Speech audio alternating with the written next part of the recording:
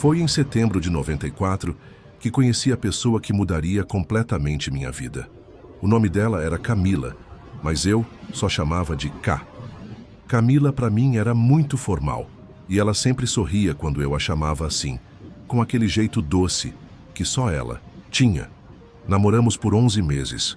11 meses que foram mais do que suficientes para a gente entender que um não conseguia mais viver sem o outro. E então, sem muita cerimônia, decidimos morar juntos. A vida com K era tranquila. A gente fazia tudo junto, tudo no diálogo. Nunca teve grito, nunca teve discussão sem sentido. Era leve, natural. Parecia que a gente se conhecia de outras vidas.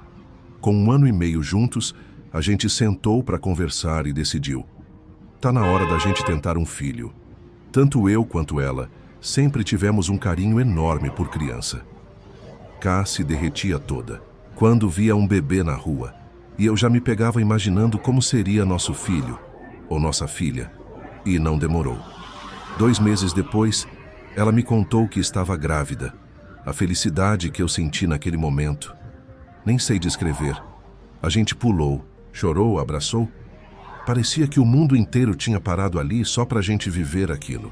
Mas as coisas começaram a mudar de forma muito rápida. Com 3 meses de gestação, numa manhã de sábado, ela me chamou na sala. Amor, me ajuda a mudar esse móvel de lugar? Queria botar a estante na outra parede. Vai ficar melhor com o sofá novo. E eu nem pensei. Era um rack pesado com uma TV grande em cima. Pegamos juntos, cada um de um lado, e mudamos de lugar. Foi só depois que a gente se deu conta do que tinha feito. Ela estava grávida, e aquilo não foi uma boa ideia. Naquela noite, K disse que estava sentindo uma pressão estranha na barriga. Eu perguntei se era dor.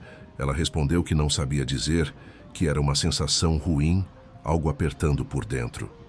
2 horas depois, ela foi ao banheiro, e quando voltou estava pálida, trêmula. Ela apenas disse: tá acontecendo alguma coisa.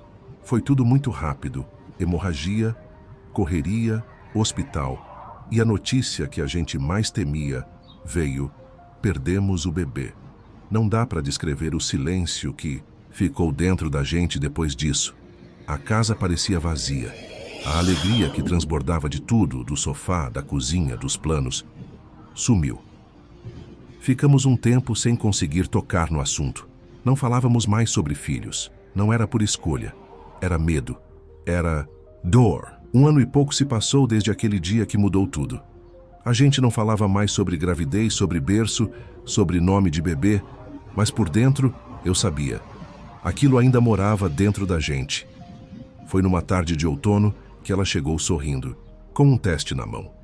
É positivo de novo, ela disse. Dessa vez a gente não gritou.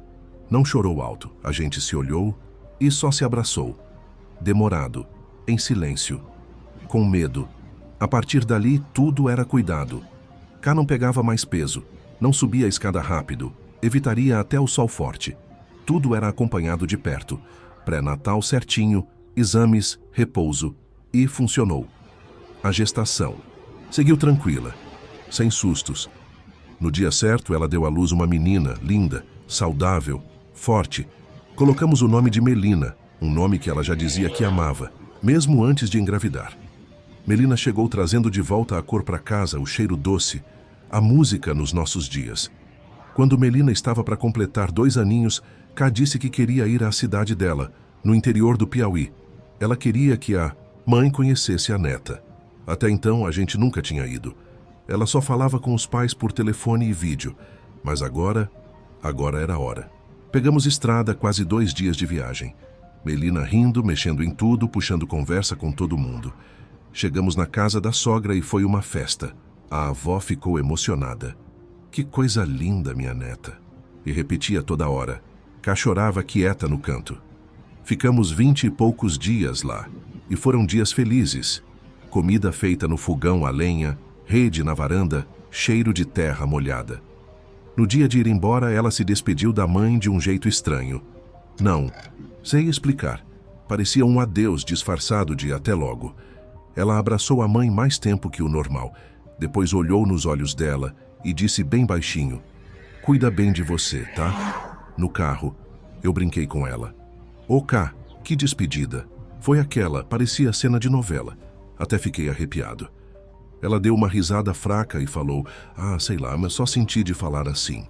Mas tinha algo no tom dela. Tinha um jeito de quem já sabia de alguma coisa. Os dias seguiram. Voltamos para casa. Rotina, Melina crescendo. Mas lá no fundo, algo estava diferente. Foi no final de fevereiro, depois do almoço. Camila estava deitada, como sempre fazia. Eu tinha acabado de deitar também. Nem bem o sono tinha chegado. Eu senti ela se mexendo, tipo assustada. Um gemido, um tremor. Pensei, sonho ruim. Chamei, Cá, tá tudo bem? Nada. Me virei. Ela estava com os dentes cerrados, travados, os olhos abertos, arregalados. Não piscava, não falava. Saí correndo, peguei água, voltei e ela começou a vomitar. Chamei meu irmão às pressas. Levamos ela para o pronto-socorro do bairro. Os médicos perguntaram tudo. Fizeram pressão, massagem, medicação. E ela gritava de dor de cabeça, gritava muito. Segurava minha mão com tanta força.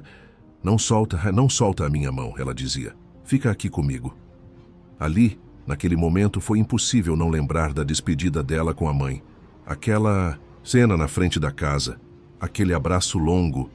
E o que ela tinha dito? A gente nunca sabe o que pode acontecer. No hospital do bairro, os médicos diziam que o quadro dela era grave, muito grave. Faltavam exames, faltavam recursos.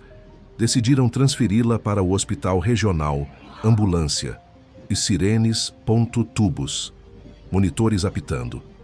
Na maca, ela foi com os olhos fechados, mas a mão dela ainda apertava a minha. Com pouca força, mas apertava. No hospital novo começaram os exames mais pesados. Tomografia, pressão, mais soro e o tempo passando devagar. No quarto, havia outra paciente. Uma senhora que estava lá fazia. Jesse, ela virou para mim e disse: Moço, sua esposa me pediu para te contar uma coisa. Eu, assustado, perguntei: O quê? Quando? E ela respondeu. Em um dos momentos de lucidez, ela me disse que, se acontecesse o pior, era para eu entregar um recado. Eu não entendi nada. Mas que recado, dona? E foi aí que ela falou. Ela pediu que a filha de vocês fosse criada por alguém da família, que você não deixasse com estranhos. E disse também que queria que você se casasse com a irmã dela. Aquilo me deu um nó na garganta, não pela ideia em si, mas pelo fato de ela ter pensado em tudo, de ter sentido, de saber. Naquela noite o quadro piorou. Ela teve convulsões, ficou inconsciente, entrou em coma. E eu fiquei ali sentado do lado dela por horas, segurando a mão dela do mesmo jeito que ela me pediu, falando no ouvido dela, mesmo sem saber se ela ouvia, contando como Melina tinha feito bagunça em casa, como ela já falava mamãe, com a boca cheia de dente torto, contando que a gente ainda ia viajar de novo, ia fazer aquele passeio de barco que ela sonhava. Mas Cá não respondeu. Os dias se arrastaram. E no dia 7 de março, às 4h17 da manhã, os aparelhos pararam de apitar. Ela se foi. Ficou um vazio, um silêncio que até hoje ecoa nos cômodos da casa, no canto da cama, nos brinquedos da Melina. Todo mundo diz que a vida continua, mas ninguém diz como.